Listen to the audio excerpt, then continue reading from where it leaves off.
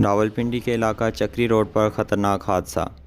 Oil tanker और दो सुजुकियाँ उलट गईं।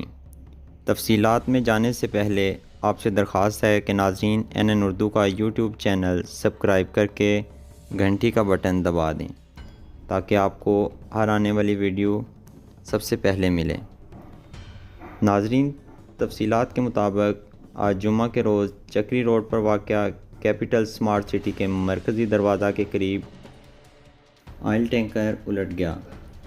तस्वीर में देखा जा सकता है कि उलटने वाला टैंकर हेस्कोल ऑयल कंपनी का था।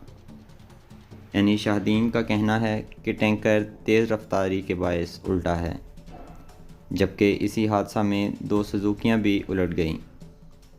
नाज़रीन, जैसा कि देखा जा सकता है कि उलटने वाला टैंकर ऑयल से भरा हुआ था, ताहम खुशकिस्मती से कोई जानी नुकसान नहीं हुआ। हादसे के नतीजे में दो ख़वातीन ज़ख्मी हुई हैं। याद रहे कि चंद रोज़ कबल चक्री रोड पर ही चहान के मुकाम पर ट्रक और कार में भी तसादम हुआ था, जिसके नतीजे में एक शख्स शदीद ज़ख्मी हो गया था। चहान के मुकाम पर चंद रोज़ कबल होने वाले हादसे की अगर वीडियो आप देखना चाहते हैं तो वीडियो डिस्क्रिप्शन में दिया गया है, क्लिक करें और वीडियो देखें।